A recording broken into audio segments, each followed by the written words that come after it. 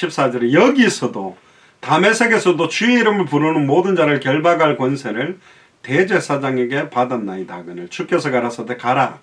이 사람은 내 이름을 이방인과 임금들과 이스라엘 자손들 앞에 전하기 위하여 택한 나의 그릇이다. 저와 여러분들이 핍박자 사울의 모습일 수도 있고 아나니아의 모습일 수도 있습니다. 정말로 주와 복음을 대적하고 살았다면 빨리 두 손 들고 주님 앞으로 돌아와 있어야 되고, 내가 한 지역을 책임지는 아나니아와 같은 사람이라면 정말로 교회를 핍박하고 나를 어렵게 만드는 사람 가운데서도 제재가 있기 때문에 내 생각과 마음과 느낌대로 인도받는 게 아니라 말씀을 따라서 가는 겁니다. 가기 싫어도 위험이 있어도 말씀이 가라고 하면 가고, 말씀이 서라 그러면 서면 돼요. 여기서 주님이 말씀하죠. 가라 그러면 가면 됩니다. 가서 보니 이 사람이 이방인과 임금들과 이스라엘 자손들 앞에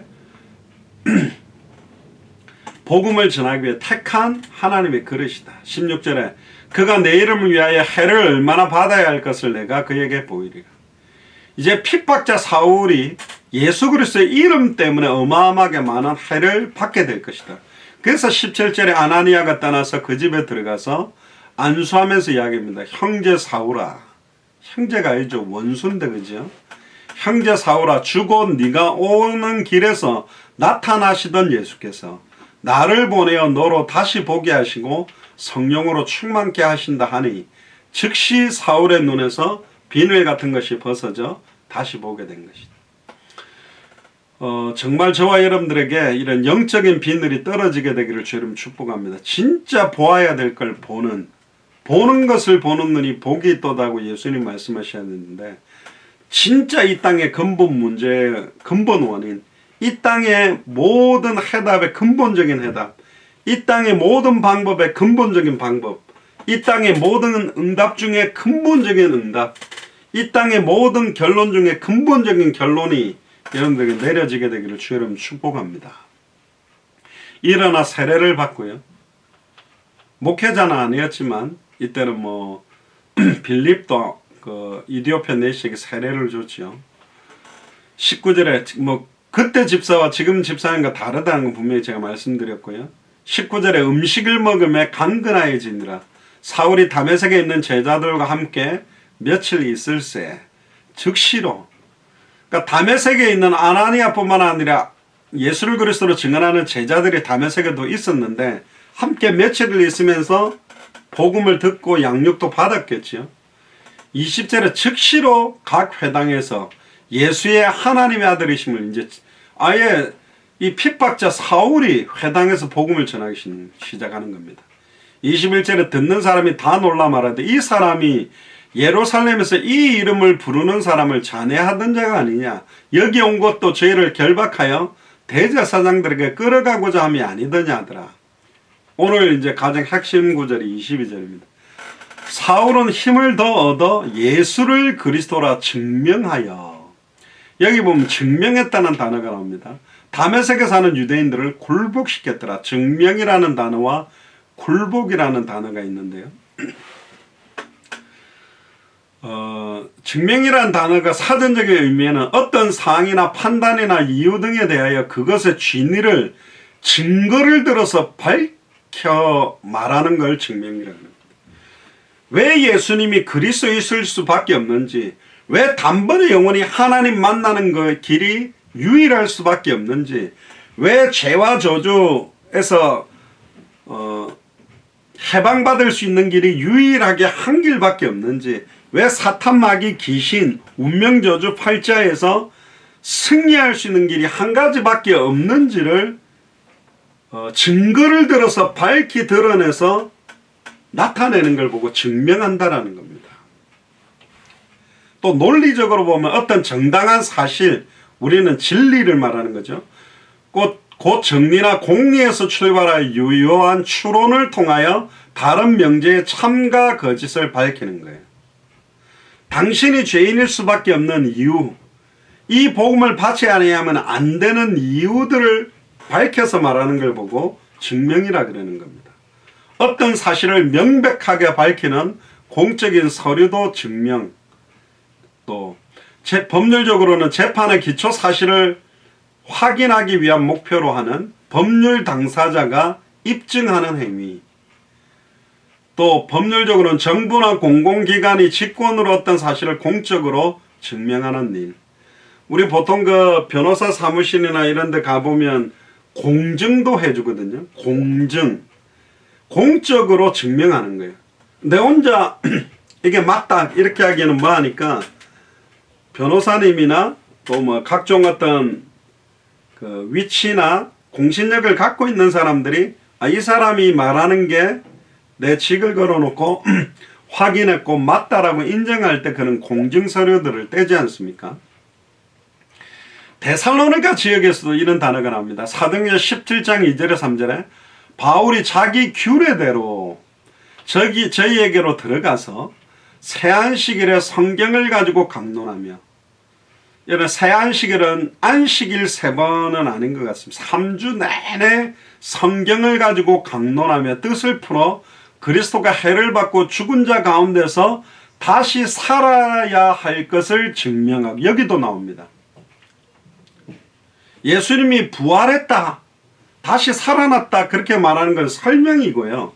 증명이라는 건 뭐냐면 구약 성경에 메시아로 올 분이 성경대로 죽고 성경대로 살아날 것이라고 되어 있고, 제비뽑기에서 옷이 벗겨질 것이라고 되어 있고, 채찍 맞을 것이라고 이사야 선지자가 예언했고, 찔릴 것이라고 예언했고, 시편 16편 9절에 10절에 부활할 것을 예언했다는 성경에 기록돼서 예언됐던 것들과 예수님의 행적들을 예언과 성취를 딱 확인시켜서 그들에게 드러내므로 예수님이 그리스도이실 수밖에 없는, 그리스도라면 당연히 부활하셔야만 되는, 왜 예수님이 십자가에 달려 죽어야 되느냐. 창세기 3장 15절에 아담과 하와가 처음 근본적인 범죄로 정령 죽어야 되는 그 죄대로 발꿈치가 상하게 될 것이라는 예언대로 발꿈치가 상하게 된다는 말은 우리를 위한 죄를 짊어지고 대속의 죽음,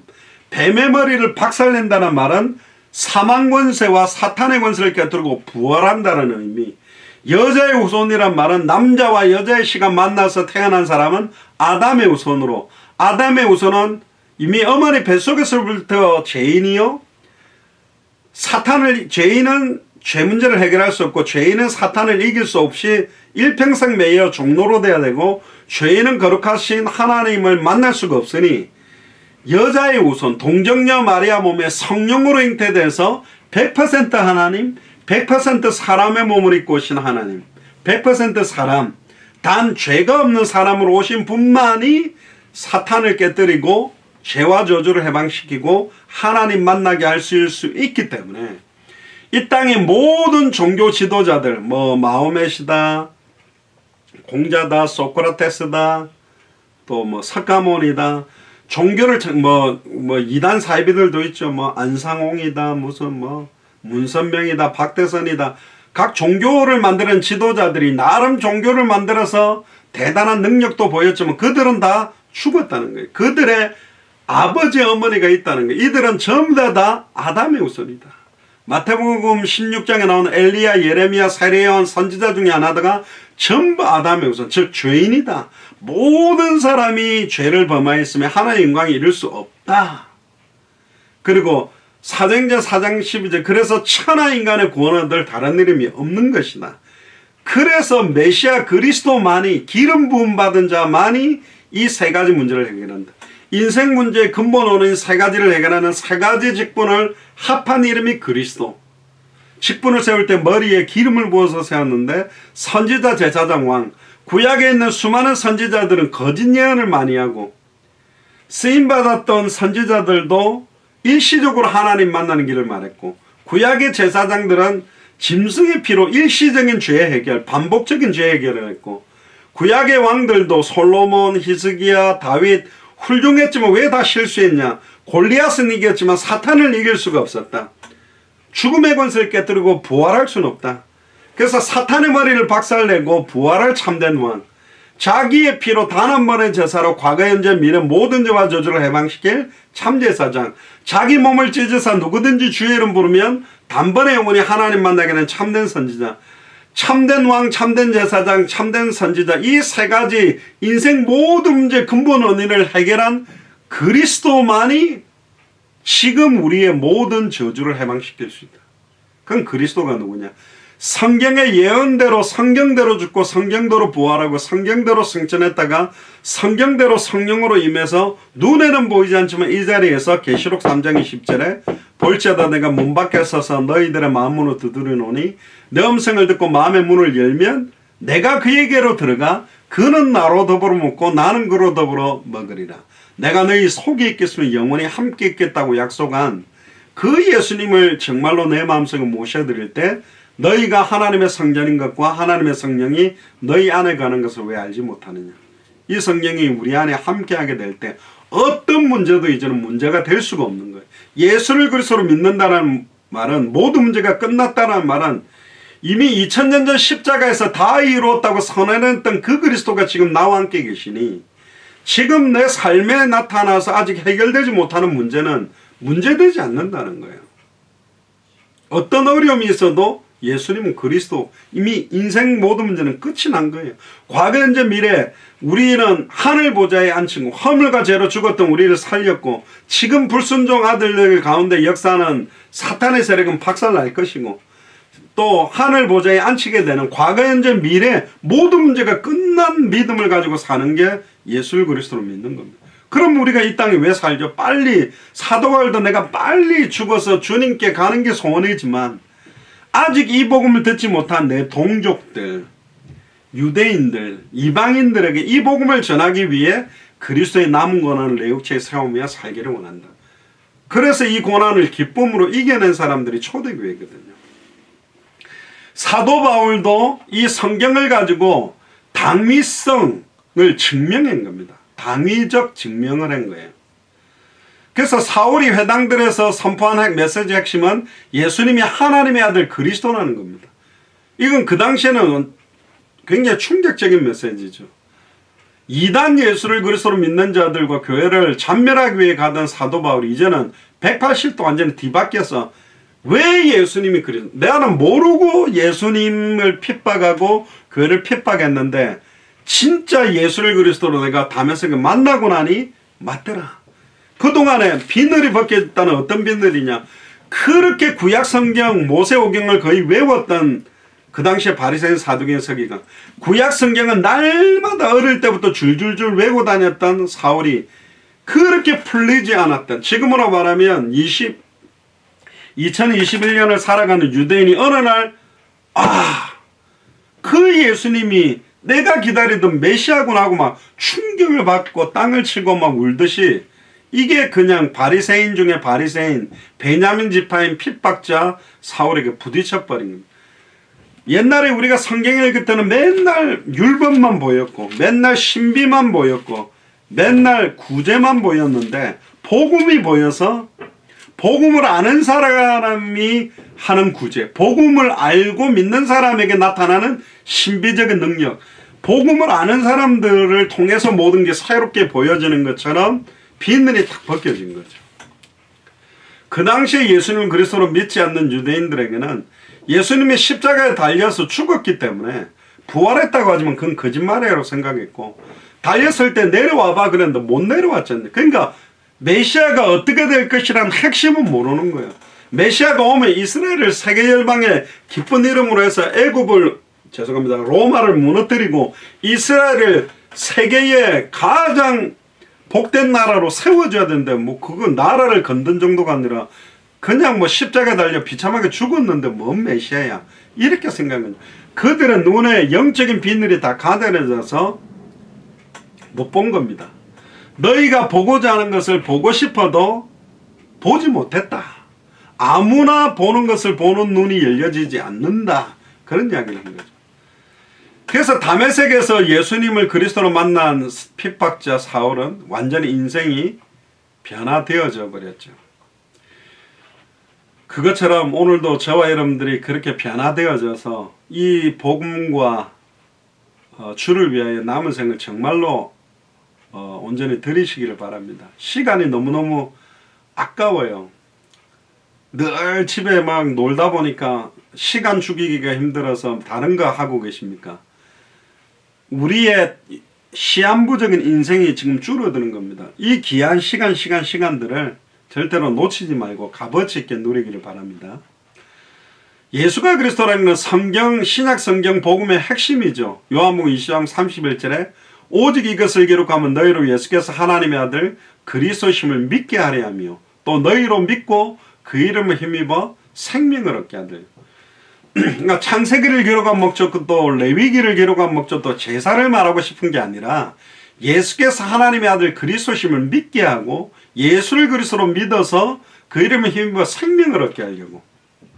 그러니까 교회 목사님이 된 이유도 장로님이 된 이유도 권사님이 된 이유도 교회 봉사하는 이유도 예수께서 그리스도심을 믿고 그 이름을 힘입어 내가 생명을 얻고 다른 사람들이 그 이름을 힘입어 생명을 얻게 하려고 하는 것입니다. 이게 66권 모든 메시지를 관통하는 핵심 중의 핵심이라니까요. 그래서 초대교회도 성경의 복음의 선포의 핵심이 뭐였냐? 사도행전 5장 42절에 저희가 날마다 성전에 있든지 집에 있든지 예수는 그리스도라 가르치기와 예수는 그리스도라 전도하기를 쉬지 않았다. 심지어 사도 바울은 갈라디아서에서도 다메섹에서 자기가 예수님을 그리스도로 만난 사건을 갈라디아서 1장 16절에 그 아들을 이방에 전하기 위하여 그를 내 속에 나타내시기를 기뻐하실 때에 그를 내 속에 나타내셨다. 그때 사실은 부활하신 주님을 핍박자 사울은 자기 속에 사실은 영접한 거죠.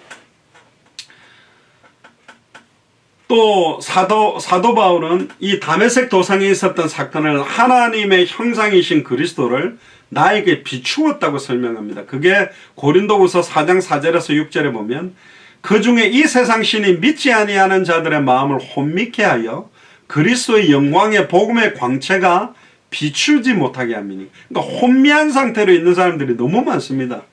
이게 복음인지 율법인지 구분도 못하고 내가 열심히 하고 있는 게 사실은 윤리 도덕적이고 구제 헌신 봉사는 일반 종교도 하거든요. 근데 생명운동, 말씀운동, 제자운동은 정확한 복음 가진 사람들만 할 수 있는 거란 말이에요. 예를 들어서 막 어려운 사람들에게 밥을 나눠주고 옷을 갖다 좋은 일입니다. 너무너무 착한 겁니다. 교회도 그런 구제 헌신을 해야 됩니다. 그런데 거기에 머무르지 말고 영원한 생명이 전달되는 이 복음은 주지 않고 그것만 준다는 것은 어쩌면 더 나쁜 거일 수도 있다라는 겁니다. 우리가 우리를 전파하는 것이 아니라 오직 그리스도 예수의 주 되신 것과 또 예수를 위하여 우리가 너희의 종된 것을 전파함이라.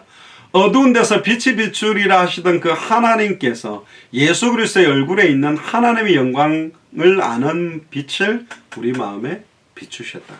예수님이 하나님의 아들이요 그리스도라는 게 계속 사도 바울과 초대교회가 전했던 핵심이에요. 그래서 이 핵심을 가지고 전해요. 초대교회 특히 사도 바울은 창세기를 인용해도 예수가 그리스도다. 레위기를 인용해도 예수가 그리스도다. 어떤 성경을 인용해도 예수님이 하나님의 아들 그리스도심을 밝혀내는 메시지를 했습니다. 그걸 보고 메시지라고 하는 겁니다. 다른 이야기를 아브라함을 담자 요셉을 담자 1차적으로는 맞는데 거기 끝나면 안 된다니까요. 다윗을 닮아가자? 아니요. 다윗을 말하고 있는 게 아니라는 성경은 참된 왕 예수 그리스도를 말하는 거예요. 아브라함과 다윗의 자손으로 오실 예수 그리스도를 말하고 있습니다. 요셉이 왜 자기 뼈를 가나안 땅에 묻어달라고 그랬습니까? 메시아가 오실 땅, 단번에 영원히 하나님을 만나게 될 땅, 단번에 영원히 죄와 저주에서 해방받을 땅, 단번에 영원히 사탄 마귀 귀신의 세를 깨뜨리고 승리할 땅으로 가기 위한 겁니다. 제가 왜 줄기차게 예수는 그리스도라는 말만 메시지 하느냐? 보통 목사님이 이렇게 설교할 수 있냐? 불가능합니다. 못해요. 일단 본인이 힘들어서도 못하고 듣는 사람 눈치 보여서도 못하고 힘든 겁니다. 근데 진짜 예수를 그리스도로 알고 믿고 받은 사람은 그렇게 할 수 있어요. 또 그렇게 할 수밖에 없어요. 왜? 다른 말 할 수가 없거든. 성경의 핵심을 알았는데 관통을 했는데 어떤 사기꾼이 진짜 사기꾼이라는 걸 내가 알았다. 그럼 그 사람한테 속겠습니까? 속을 수가 없는 거거든. 진짜 66권의 핵심, 어떤 분들은 핵심을 놓쳐가지고 그냥 쓰고만 계시는 분도 있고, 어떤 분들은 핵심을 놓쳐가지고 그러니까 읽기만 하는 분도 계시고, 핵심을 놓쳐가지고 외우기만 하고 있는 분들이 있어요. 진짜로 성경대로 정확하게 읽고 쓰고 외우게 되면 예수님이 그리스도구나, 이 이름으로 영원한 생명 얻도록 하는 생명운동, 말씀운동, 제자운동 인생 드릴 수밖에 없다니까요. 이야기야 뭐 저희 교회는 늘 하는 거라 여러분들은 별 감동도 없고 부딪힘이 없겠지만, 엉뚱한데 생을 걸었던 분들의 이야기 들으면요 충격 먹게 돼 있습니다. 난 지금까지 헌금 잘하고 막 성가대 잘하는 게 내가 주와 복음을 위해 살았던 것 같은데, 여기에 머무르지 않고 진짜 내가 이 복음을 밝게 전하는 이 일에 내 생을 들여야 되거든요. 그 순간부터 쓰임받는 겁니다. 그래서 사도행전 17장 3절에 데살로니가에서도 뜻을 풀어 그리스도가 해를 받고 죽은 자 가운데서 다시 살아야 할 것을 증명하고 이르되 내가 너희에게 전하는 이 예수가 곧 그리스도라니. 사도행전 18장 5절에 고린도 지역에서도 신라와 디모데가 마게도냐로부터 내려오매 바울이 하나님의 말씀에 붙잡혀 유대인들에게 예수는 그리스도라 밝히 증거했다라는 표현이 증명한 거거든요. 또 18장 28절에 보면 초대교회를 끌었던 지도자 3명을 꼽으라면 베드로, 사도 바울, 아볼로입니다. 아볼로는 앞에 보면 성경 박사예요. 지금으로는 박사 중에 박사라. 그런데 브리스길라 아울라가 와서 전하는 내용을 들으니까 예수에 관한 것, 예수가 그리스도의 핵심을 전하니까 예수에 관한 이야기를 실컷 하고 설명하고 있는 거예요. 근데 요한의 세례만 또 말해. 성령의 세례를 받지 않았어요. 진짜 성령이 아직 아볼로에게 임하지 않았어요. 심각하게 말하면 아볼로는 이 상태에 아직 구원 못 받은 상태예요. 오순절 마가의 집 다락에 임했던 성령이 아볼로에게 임하지 않은 상태라니까요. 그때 브리스길라 아울라가 데려다가 성경을 풀어서 밝게 전해주고 나니까 아볼로가 성경의 핵심이 딱 뚫린 겁니다. 그때 아볼로가 어떻게 하게 됐냐. 28절에 이는 성경으로서 예수는 그리스도라고 증거하여 공중 앞에서 유력하게 유대인의 말을 이기며 증명한 거죠. 예수님이 그리스도일 수밖에 없는 증거를 갖다 대서 증명하고 당위성을 설명해서 이겨버린 겁니다. 그러니까 아볼로의 메시지도 한 가지, 사도 바울의 메시지도 한 가지, 사도행전 5장 42절에 성전에 있든지 집에 있든지 예수님 그리스도 전했던 초대교회 메시지도 한 가지, 66권의 핵심이 한 가지, 예수님도 누가복음 24장 24절 27절에 모세와 선지자들과 실편이 나에 대한 거라기요 모든 성경이 나에 대한 거라면 모든 성경을 가지고 예수님이 그리스도이신 십자가의 죽음과 부활로 모든 문제 끝냈음을 밝히 말해야 그걸 보고 증언이라 그러잖아요. 근데 그렇게 말 안 하거든.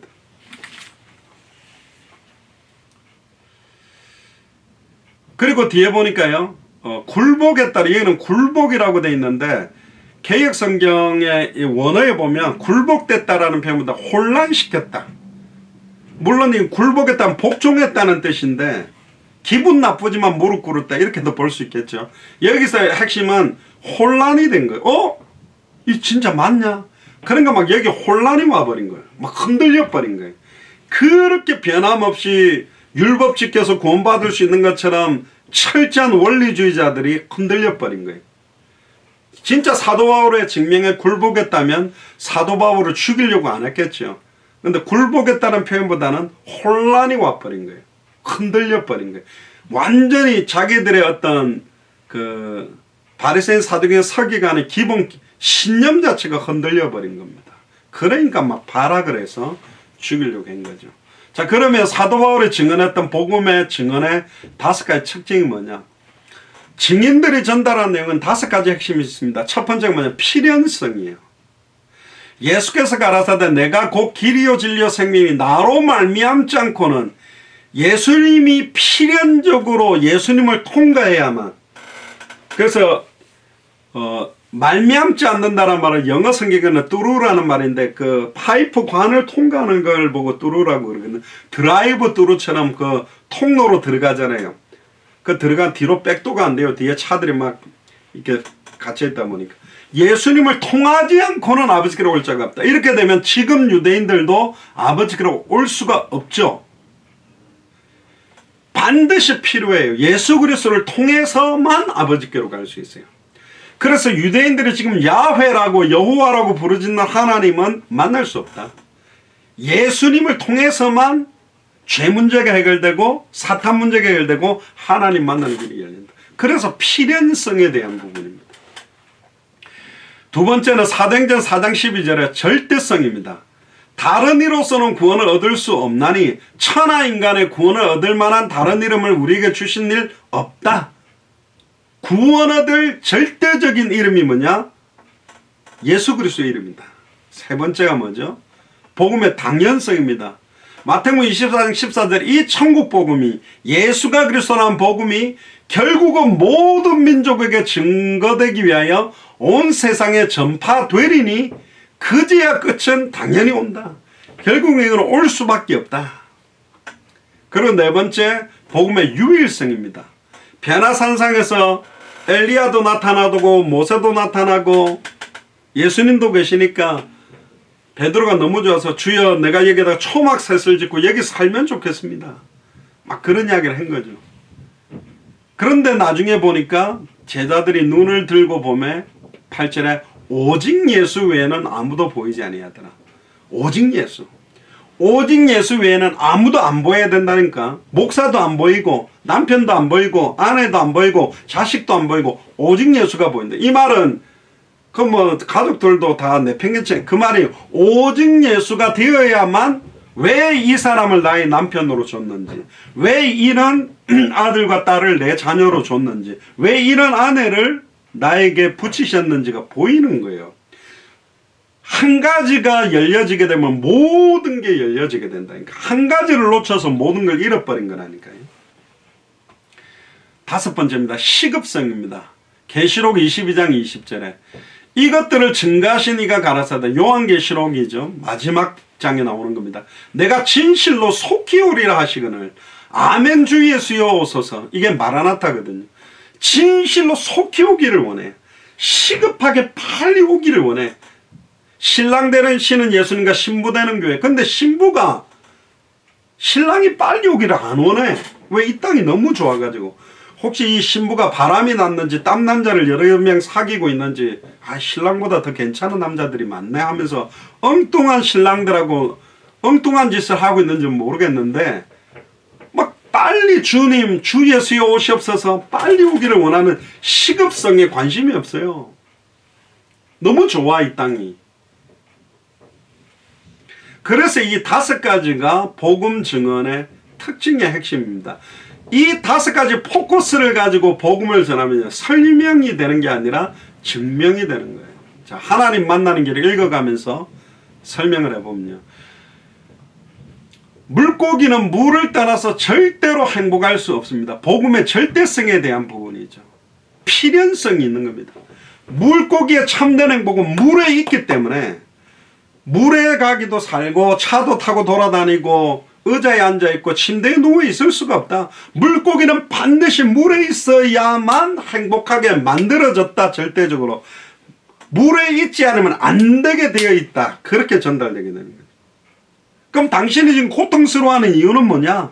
물을 떠나 있기 때문에 근원적인 행복 속으로 못 들어온 상태다. 나무의 참된 행복은 뿌리를 땅에 내리고 있을 때만 참된 행복을 누리게 돼 있다. 뿌리가 뽑힌 나무는 말라 죽어가고 있는 거야. 왜 당신이 말라 죽어가고 있냐? 뿌리가 근원적인 땅에 내리고 있지 못하기 때문에. 그럼 왜 이러냐? 하나님 그렇게 만들었어요. 당연히 그렇게 될 수밖에 없는 복음의 당연성, 필연성, 절대성, 유일하게 그렇게 살게 만들었다는 거죠. 그러니까 빨리 시급하게 돌아와야 된다.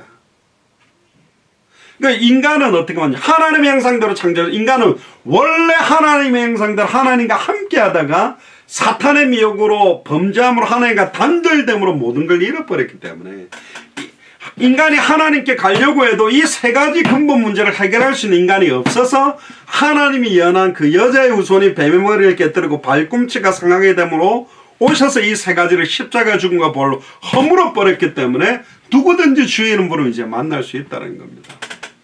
왜 그럴까요? 그것을 하나님이 물고기와 나무를 그렇게 창조했다. 절대적으로 필연적으로 유일하게 그렇게 만드는 겁니다. 이걸 가르쳐 창조 원리라고. 그러면 인간은 어떻게 창조됐냐? 그럼 왜 인간이 행복할 수 없냐? 예를 들어서 예수님 믿으세요. 이건 설명이잖아요. 그러면 증명이란 건 뭐예요? 당신이 예수님을 믿지 않으면 안 될 이유를 말해야 되거든.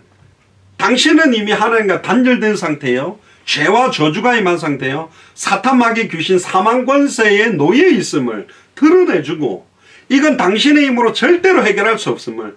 그래서 하나님이 당신을 사랑해서 창세전에 영세전에 예비하시고 2000년 전 십자가에 그 하나님이 정확하게 예언했던 성경대로 예수님이 사람의 몸을 입고 이 땅에 와서 성경대로 죽고 부활하고 성천해서 지금 이 자리에 성령으로 와 계심을, 만나도 되고 안 만나도 되고 간에 만나지 않으면 안 될 이유를 전달했네. 만나볼래요가 아니고 그걸 증명이라 그럽니다. 그러니까 말을 논리적으로 잘하는 사람들이 이 증명적 필연성, 절대성, 당연성, 유일성, 시급성적인 내용이 녹아있게 돼요. 이거는 스킬을 배워서 하는 건 아니에요. 스킬을 배워도 성령이 역사 안 해요. 고린도전서 2장 1절에 5절 내 말과 내 전도함이 말과 지혜의 아름다운 것으로 하지 아니하고 성령의 나타남과 능력으로 하기를 원하는데, 성령의 나타남과 능력이 나타나려면 오직 예수 그리스도와 십자가에 못 박히신 것 외에는 말 안 하겠다. 절대적으로 딱 확정되어 있어요. 그 앞에 고린도전서 1장 18절에 십자가의 도가 멸망받을 자들에게는 미련하게 보이지만 구원을 얻는 우리에게는 하나의 능력이다. 미련하게 보이겠지. 맨날 똑같은 소리.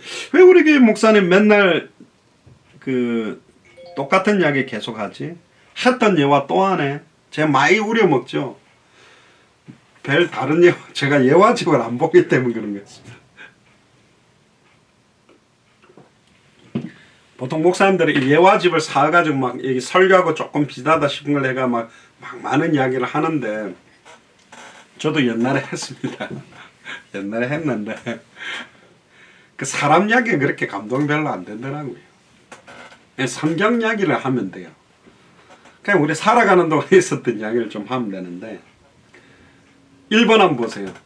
인간은 하나님과 함께 할 때 행복하도록 창조한. 여기서 좀 더 강력하게 전달하려면 인간은 하나님과 함께 할 때만 행복하게 창조되었기 때문에 당신이 행복하지 못하다네요. 그러면 이거는 이제 누구만 말할 수 있냐? 진짜 하나님이 함께해서 행복한 사람만 말하는 거죠. 그 행복한 상태라는 것은 감정에 있지 않습니다. 감정이라는 것은 날씨만 좋아도 내 자녀가 뭐 100점 맞아왔다, 뭐 좋은 일이 생기면 감정 좋았다가 남편이 막 바람 피웠다는 이야기 듣고 자식이 막 대들고 막 누가 지나가다가 내 뺨을 한 대 때리면 완전 기분 문장 다 상해버리잖아요. 그렇게 흔들리는 게 아니에요. 필연적이고 절대적이고 당연하고 유일하고 시급한 건데, 당신은 여기 인간은 그러니까 뭔인가? 당신은 하나님과 함께 할 때만 행복하도록 창조됐다.